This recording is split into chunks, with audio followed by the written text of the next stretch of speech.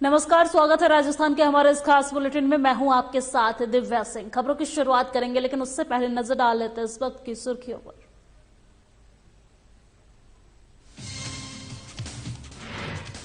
जोधपुर के बुंगरा गांव में हुए हादसे के घायल से मिलने केंद्रीय मंत्री गजेंद्र सिंह शेखावत पहुंचे। डॉक्टरों को दिया आवश्यक दिशा निर्देश।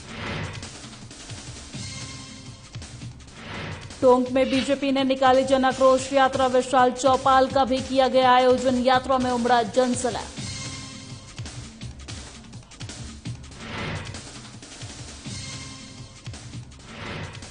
जयपुर में बेरोजगारों ने कर्मचारी चयन बोर्ड का किया घेराव। अपनी मांगों को लेकर दिया ज्ञापन।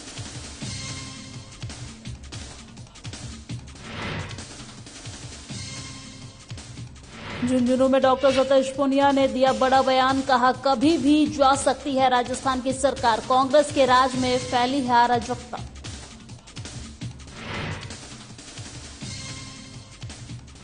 भीनमाल में बीजेपी ने कांग्रेस के खिलाफ निकाली जन आक्रोश यात्रा। जनता को गिनाई सरकार की नाकामियां।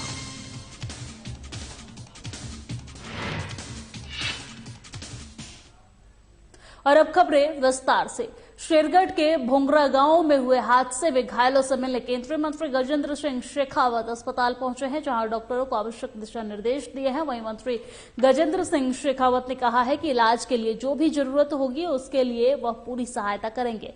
साथ ही इस पूरी घटना को लेकर उन्होंने पीएमओ से डिटेल मांगी है और पीएम रिलीफ फंड से आर्थिक सहायता दिलाने की मांग भी की है। केवल दुखद है, दर्दनाक भी है, हृदय विदारक भी है और देखना भी अपने आप में बड़ा मुश्किल है। जो परिवार का परिवार और परिवार ही नहीं, आसपास के सभी लोग सभी जो है दुख और कष्ट में है। चिकित्सा सहायता जिस तरह से करना चाहिए बेस्ट पॉसिबल वे में की जा रही है। जिला प्रशासन भी पूरी ताकत के साथ में लगा है। सरकार ने भी अपनी तरफ से जो सहायता घोषित की जानी चाहिए वो सहायता घोषित की है। मैं मुख्यमंत्री जी का भी धन्यवाद करूंगा कि उन्होंने समय निकाल करके ऐसी दुखद घटना के समय में यहाँ आकर के इन सब परिवारजनों को परिजनों को संभाला है। मुझे लगता है कि अभी तो हम सबको के लिए ये प्रार्थना करने का समय है कि जो लोग घायल हैं उनका कष्ट कम हो और उनकी जान बच सके। सरकार अपने स्तर पर सहायता करेगी, समाज अपने स्तर पर सहायक है, सब लोग पांव पर खड़े होकर के काम कर रहे हैं। और आने वाले समय में भी, क्योंकि ये दुख और तकलीफ कोई एक दिन का विषय नहीं है, आने वाले समय में हम सब साथ खड़े रह करके इन सब पीड़ितों को किस तरह से संभाल सकते हैं, इनको किस तरह से इस दुख और कष्ट से बाहर निकाल सकते हैं, सभी लोगों की जिम्मेदारी हम सब मिलकर के इस पर काम करें। कोई आयर सेंटर भेजने की? देखिए, अभी जो 7 लोगों की आप सबको जानकारी है वो मृत्यु हो चुकी है। और जयपुर में उद्योग मंत्री शकुंतला रावत ने शुक्रवार को राजस्थान हाट जल महल में 4 दिवसीय फूड फेस्टिवल 56 भोग उत्सव का शुभारंभ किया है, और जिसमें उन्होंने कहा है कि ऐसे आयोजनों से जिलों के मशहूर उत्पाद राष्ट्रीय और अंतर्राष्ट्रीय स्तर पर अपनी पहचान बना सकेंगे। इसके साथ ही उद्योग मंत्री ने कहा है कि उद्योग विभाग और उद्यम प्रोत्साहन संस्थान की ओर से आयोजित यह आयोजन प्रदेश के उत्पादों की छवि को निखारने का महत्वपूर्ण कार्य करेगा। और उन्होंने बताया है कि उत्सव में राजस्थान के स्वादिष्ट व्यंजन, प्रसिद्ध मसालों, मिठाइयों और रसोई से जुड़े परंपरागत उपकरण एक ही स्थान पर उपलब्ध हो सकेंगे।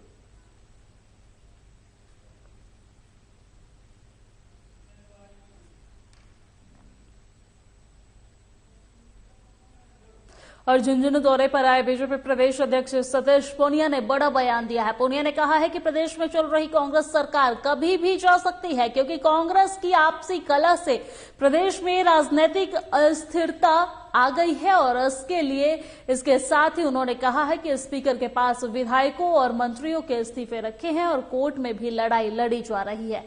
आपको बता दें कि सतीश पूनिया ने वृंदावन के बिहारी राज मंदिर पहुंचकर दर्शन करने के बाद प्रेस वार्ता के दौरान ये सारी बातें कही हैं।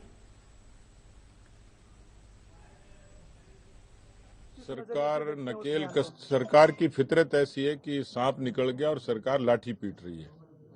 4 वर्षों में इस प्रदेश को कोई पूर्णकालिक गृह मंत्री नहीं मिला। मुख्यमंत्री के पास गृह मंत्रालय का प्रभार है। राजस्थान में कांग्रेस पार्टी में कोई काबिल नेता नहीं था जो 24 घंटे गृह मंत्रालय का काम करता।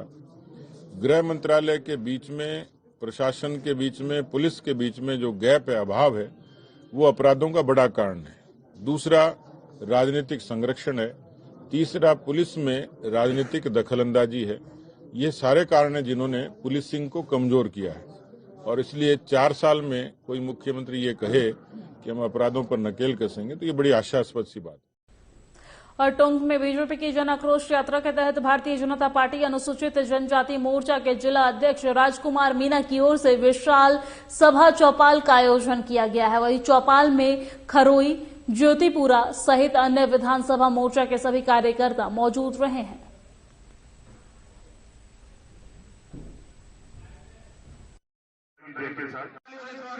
हरियाणा के ज्योतिपुरा गांव में हम लोग आए हैं।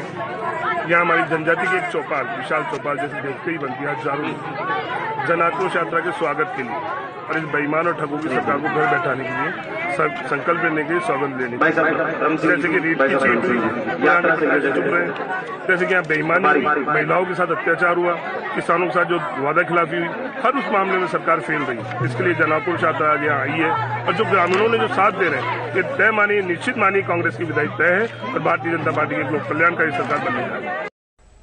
और राजसमंद जिले के आमेठ थाना क्षेत्र के गांव के निवासियों ने झूठा मामला दर्ज कराने वाले को गिरफ्तार करने और झूठी एफआईआर में नामजद निर्दोषी को निष्पक्ष जांच की मांग को लेकर जिला कलेक्टर और पुलिस अधीक्षक के नाम से ज्ञापन सौंपा है। ग्रामीणों ने ज्ञापन में बताया है कि 21 नवंबर को देवड़ों का गुड़ा निवासी सोहनलाल बलाई और उसके साथियों ने गांव के ही रतन सिंह के साथ लाठी डंडों से मारपीट की और जिससे वो गंभीर रूप से घायल हो गए हैं। वहीं रतन सिंह को पहले आरके अस्पताल में भर्ती करवाया गया है, जहां उसे इलाज के लिए उदयपुर रेफर कर दिया गया है। वहीं रतन सिंह के परिजनों ने सोहनलाल के खिलाफ आमेठ थाने में रिपोर्ट दर्ज करवाई है।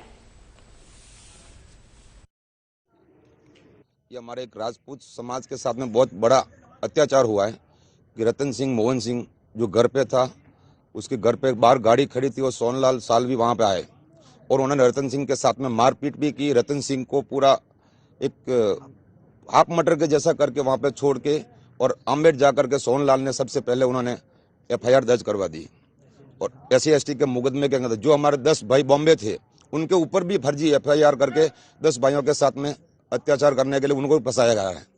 और हम यही चाहते हैं, SP साहब के यहाँ पे धरना प्रदर्शन कर रहे हैं, कलेक्टर साहब के यहाँ पे भी धरना प्रदर्शन इसी के लिए कर रहे हैं पूरा समाज के साथ में कि रतन सिंह को न्याय मिले। और राजस्थान बेरोजगार एकीकृत महासंघ प्रदेश अध्यक्ष उपेन्द्र यादव के नेतृत्व में युवा बेरोजगारों ने कर्मचारी चयन बोर्ड की बड़ी संख्या में घेराव किया है। घेराव के बाद सूचना सहायता अध्यापक भर्ती परीक्षा के विज्ञापन और परीक्षा डेट जारी करवाने और सूचना सहायक अध्यापक भर्ती लेवल में 2 पद बढ़वाने सहित अन्य मांगों को लेकर बोर्ड चेयरमैन हरिप्रसाद शर्मा को ज्ञापन सौंपा है।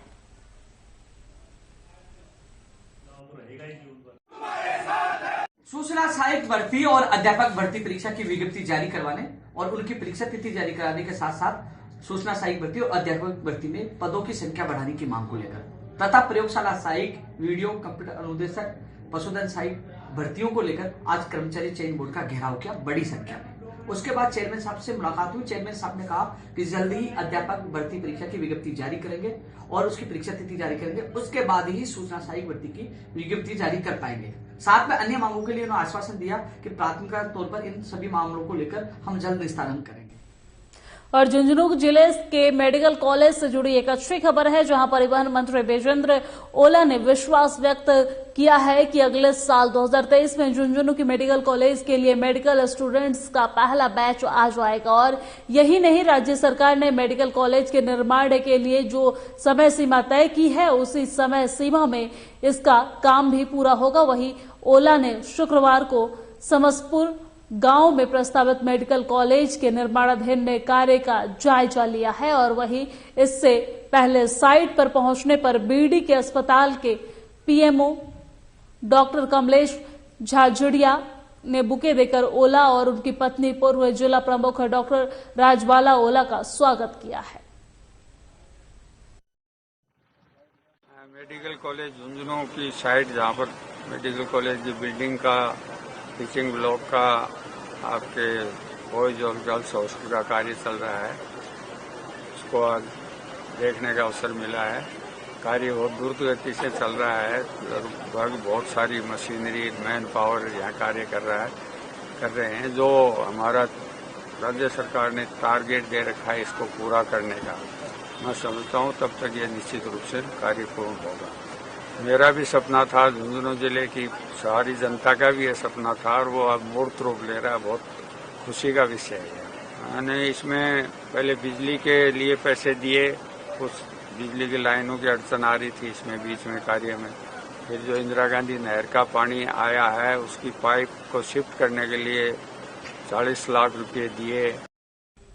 और जयपुर के कोटपुतली में खाद्य और रसद विभाग ने बड़ी कार्रवाई की है, जिसमें एक घर में चल रहे गैस फिलिंग में अवैध धंधे पर यह कार्रवाई हुई है। और आपको बता दें कि कोटपुतली के बांसो रोड पर धर्म कांटे के पास एक घर में पिछले कई दिनों से अवैध रूप से गैस रिफिलिंग का कार्य किया जा रहा था, जिसमें घरेलू गैस सिलेंडरों से अन्य सिलेंडरों में गैस और गैस की गाड़ियों में भी गैस रिफिलिंग की जा रही थी। कार्रवाई के दौरान विभाग के प्रवर्तक निरीक्षक अमित यादव, रमेश मीणा भी मौजूद रहे हैं। वही मौके से HP कंपनी के 15 घरेलू गैस सिलेंडर और रिफिलिंग की 3 मोटर और 4 रेगुलेटर जब्त करते हुए उसे सीज करते हुए उन्हें HP की रावत गैस एजेंसी के हवाले किया गया है। बांसुर रोड में बड़ाबास मोहल्ला में अवैध रिफिलिंग की हमें शिकायत प्राप्त हुई थी। उसके क्रम में श्रीमान जिला रसद अधिकारी महोदया द्वारा ये 5 सदस्यीय टीम गठित की गई और हमने आज यहाँ पे औचक निरीक्षण किया और यहाँ पे हमने पुलिस कर्मियों का भी सहयोग लिया स्थानीय थाने से।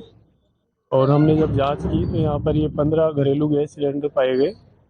यहाँ पे मोटर भी पाई गई है जो गाड़ियों में LPG रिफिलिंग के काम में आती है। तो इस तरीके से इन्होंने भी स्वीकार किया है कि ये गाड़ियों में LPG की रिफिलिंग का कार्य करते हैं। तो मौके पर हमने ये 3 इलेक्ट्रिक मोटर, रेगुलेटर और 15 गैस सिलेंडर HP कंपनी के हैं, ये सीज किए हैं।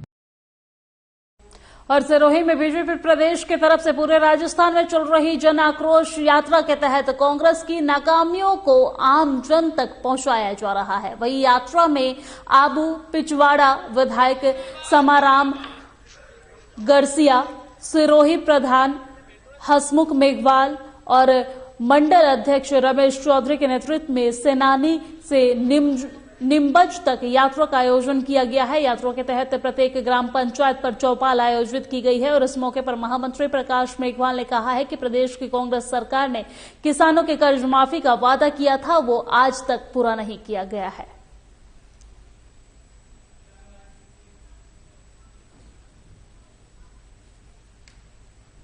और भीनमाल विधानसभा के आधा दर्जन गांवों में बीजेपी की जन आक्रोश यात्रा विधायक पूराराम चौधरी और युवा नेता टीकम सिंह राणावत के नेतृत्व में निकाली गई है। और इस दौरान भाजपाइयों ने गांव-गांव जाकर कांग्रेस की कमजोरियों को और नाकामियों को ग्रामीणों के सामने रखा है और केंद्र सरकार की योजनाओं की जानकारी दी है। वही टीकम सिंह राणावत ने बताया है कि कांग्रेस सरकार हर मोर्चे पर विफल रही है। क्षेत्र में पानी, बिजली और खस्ता हाल सड़कों से लोग परेशान हैं और इस दौरान बीजेपी के तमाम नेता मौजूद रहे हैं।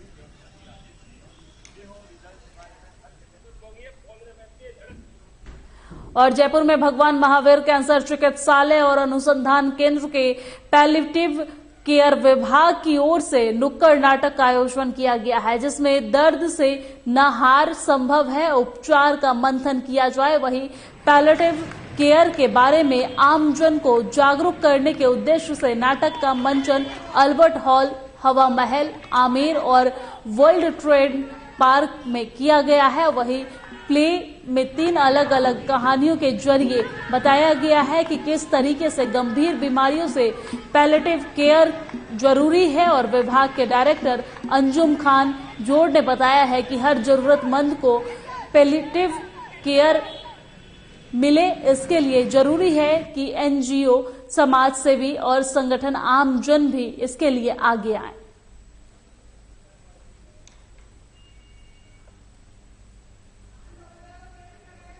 और दौसा के सिकराय में कांग्रेस की नाकामी के खिलाफ बीजेपी ने जन आक्रोश यात्रा निकाली है और यहां पर बीजेपी के कार्यकर्ताओं ने जमकर नारे लगाए हैं। आपको बता दें कि जन आक्रोश रैली में दर्जनों बीजेपी कार्यकर्ता भी मौजूद रहे हैं और इस दौरान वहीं पूर्व बीजेपी प्रत्याशी विक्रम वंसीवाल ने बताया है कि कांग्रेस सरकार के शासन में बढ़ती महंगाई में आमजन की कमर तोड़ रखी है और वही अपराधियों के हौसले बुलंद होते जा रहे हैं। महिलाओं के साथ लगातार अत्याचार भी हो रहा है।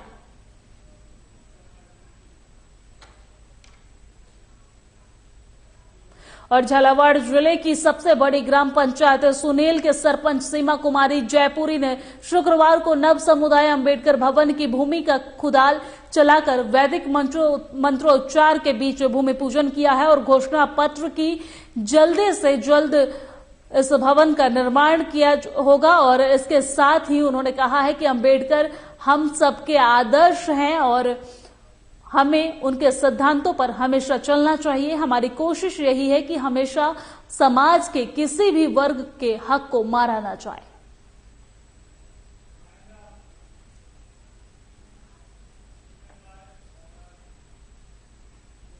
और मेरे साथ राजस्थान की खबरों में फिलहाल इतना ही। मुझे दीजिए इजाजत। नमस्कार।